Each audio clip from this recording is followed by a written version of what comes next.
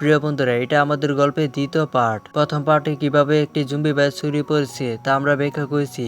এই কারণে আমরা মূল ভিডিওতে চলে যাই। চের সাথে সাথে জোকে ফোন করে এবং তাকে জানায় যে তার সাথে থাকা একজন মহিলা সে নিজেকে জম্বি রাশি ইঞ্জেকশন দিয়েছে এবং ইঞ্জেকশনটি তার উপর কাজ করছে।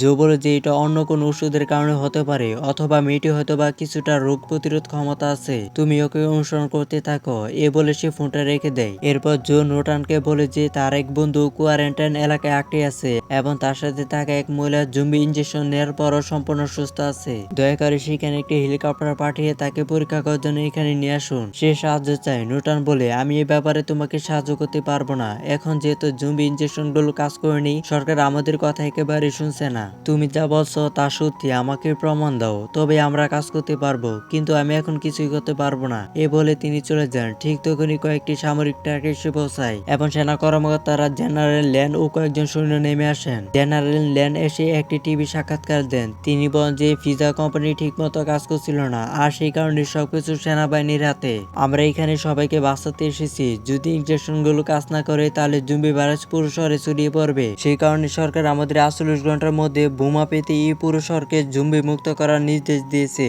এ বলে সাক্ষাৎকারটি শেষ হয়। এরপর ফায়ার বোমা পাতার সময় নির্দেশ করতে টিভিতে একটি কাউন্টডাউন শুরু হয় এবং লাইভ শোতে এর সঞ্চালক সেই তারকাকে জিজ্ঞাসা করেন, কোয়ারেন্টাইন এলাকায় আটকে পড়া মানুষদের আপনি কি বার্তা দিতে চান? এরপর সে বলে, সবাই টিভি বন্ধ করুন এবং আমার লেখা বইটি পড়ুন। এতে লেখা আছে কিভাবে জম্বিদের মোকাবেলা করতে হয়, তাদের সাথে কেমন আচরণ করতে হয় এবং কিভাবে তাদের এড়িয়ে চলতে হয়। আপনারা সহজেই নিয়মগুলো মেনে চলতে পারবেন। তখন অ্যাঙ্কর অবাক হয়ে জিজ্ঞাসা করে, 48 ঘন্টার মধ্যে যখন অগ্নি বোমা হামলা হবে তখন এই সব কিছুর মানে কি দাঁড়াবে?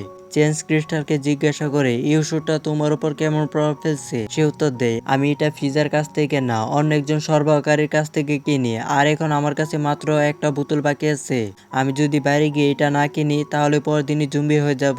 এর জন্য আমি এই ওষুধটা খুঁজে বের করতে যাচ্ছি। এ বলে সে চলে যাওয়ার জন্য প্রস্তুত হয় এবং এরপর তারা টিভিতে জেনারেল লাইনের সাক্ষাৎকার দেখে। তারপর কিছু কর্মী এসে পৌঁছায় যাদের প্রত্যেকে দেখতে থনোসের মতো ভয়ঙ্কর লাগছিল।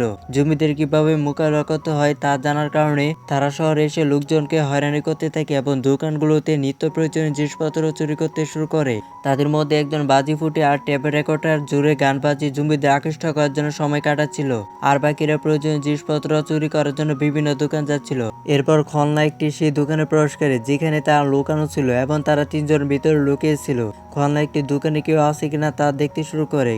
ক্রিস্টাল তার মাথায় বন্দুক ধরে তাকে হুমকি দেয় এবং তার অস্ত্র ফিরে আসতে বলে। সে মনে মনে ভাবে, একদিন তুমি অবশ্যই ধরা পড়বে। সে এখান থেকে চলে যায়, এটা জানা না যে ক্রিস্টালের বন্দুকে কোনো গুলি ছিল না। এরপর এই বাইকার দলটি এক দম্পতিকে দেখতে পায়। স্বামী গিয়ে সাহায্য চায়। তারা তার কাছে কিছু টাকা দাবি করে, কিন্তু তার কাছে তেমন টাকা ছিল না, তাই তারা তাকে হত্যা করে এবং তার স্ত্রীকে তাড়া করতে শুরু করে। স্ত্রীটি পালিয়ে যায়, কিন্তু কিছু জম্বি তাকে তাড়া করতে শুরু করে এবং বাঁচার জন্য সে একটি গাড়ির উপরে উঠে পড়ে। যখন বেশ কিছু জম্বি তাকে ধরে টেনে নিয়ে যাওয়ার চেষ্টা করে তখন সে বাইকার দিয়ে তাকে বাঁচানোর জন্য অনুরোধ করে, কিন্তু লাম ছাগলগুলো তাকে সাহায্য করার পরিবর্তে এখান থেকে চলে যায় আর জম্বিরা তার পা ধরে টেনে ফেলে এবং তাকে এখানে মেরে ফেলে।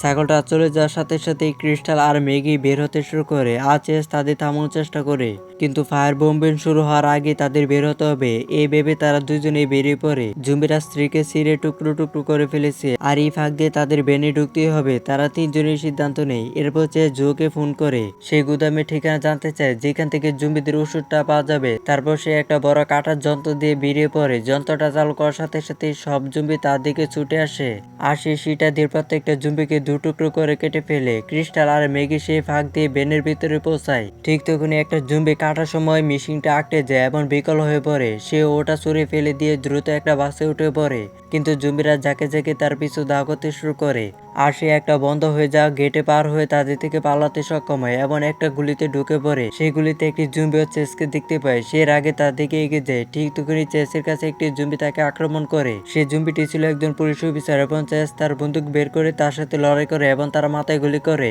একই সময় আরেকটি জম্বি তার কাছে এসে কুড়াল দিয়ে তাকে থামানোর চেষ্টা করে, কিন্তু সে অল্পের জন্য রক্ষা পায়। সে তার দিকে ঝাঁপিয়ে পড়ে তাকে কোপানোর চেষ্টা করে এবং ঠিক সে মুহূর্তে গেটটি খুলে যায় এবং সব জম্বি ভিতরে ঢুকে পড়ে। চেস ভাবে যে তার খেলা শেষ। ঠিক তখনই ভ্যানটি এসে পৌঁছায় এবং জম্বিটির মাথা ভ্যানে আটকা পড়ে আর চেস দ্রুত ভ্যানে উঠে পড়ে। তারা তিনজনই শান্তিপূর্ণভাবে ঘটনাস্থল ত্যাগ করে। এদিকে জো নোটোর কাছে সাহায্য চেয়ে তার ক্যাবে যায়। জেনারেল লিওন তাকে দেখে জিজ্ঞাসা করে, তুমি এখানে কি করছো? সে উত্তর দেয়, আমি একজন ডাক্তারের কাছে সাহায্য চাইতে এসেছি। লিওন সাথে সাথে চলে যান। এরপর জো নোটনকে জিজ্ঞাসা করে, শহরের ফ্রিজার সরবরাহকারী ওষুধের গুদামগুলো কোথায়? আমি কি তাদের ঠিকানা পেতে পারি? শহরের আমার এক বন্ধুর এটা দরকার। কিন্তু নোটো তথ্যটি দিতে রাজি হয় না। হতাশ হয়ে তার গায়েতে ওঠে এবং শহরের একটি কম্পোরাইজ গুদামের তথ্য পায়। সে ভাবে যে নোটান তাকে খোলাখুলি বলতে পারেনি, তাই সে নিশ্চয়ই গোপনে ঠিকানাটা তার গায়েতে রেখে দিয়েছে। সে মনে মনে তাকে ধন্যবাদ জানায় এবং ঠিকানাটা চেচের ফোনে পাঠিয়ে দেয়। এরপর তারা তিনজনে সেই ঠিকানা নিয়ে গুদামটিতে পৌঁছায়। প্রতিশোধ খোঁজার সময় চেস এবং ক্রিস্টাল একটি চেয়ারে বাঁধা একটি জুম্বিকে দেখতে পায়, যার কাছে কিছু জুম্বি রাইসি ইঞ্জেকশন পড়েছিল। তারা ওষুধটি দেখতে পায়। চেস ক্রিস্টালকে বোঝে ওষুধের মধ্যে কিছু একটা সমস্যা আছে, আমাদের এটা প্রমাণ করতে হবে এবং এটাই আমাদের সেরা সুযোগ। কালকে বোমা হামলা হবে আর তার আগে আমাদের এটা প্রমাণ করতে হবে। তুমি প্রথমে এই ওষুধটা প্রয়োগ করো, আর যদি এটা কাজ না করে তাহলে অন্যটা প্রয়োগ করো। জনসাধারণ যদি এই ভিডিওটা দেখে আমরা অবশ্যই একটা উপায় বের করে ফেলবো। ক্রিস্টাল রাজি হয়। মেগি অন্য ঘর থেকে একটা খেলনা শব্দ শুনে সেদিকে দৌড়ে যাওয়ার চেষ্টা করে। তারপর সে তার মেয়েকে একটা জুম্বির সাথে খেলতে দেখে। মেগিকে দেখে সে উঠে তাকে কামড়াতে আসে। এরপর সে তাকে জড়িয়ে ধরে এবং আস্তে কামড়াতে বলে, কারণ ওই ঘরে আরো অনেক জুম্বি আছে। এখন যেহেতু মেগি দরজাটা খুলে দিয়েছে, সব জুম্বি চলে যায় এবং এখান থেকে বেরিয়ে আসে।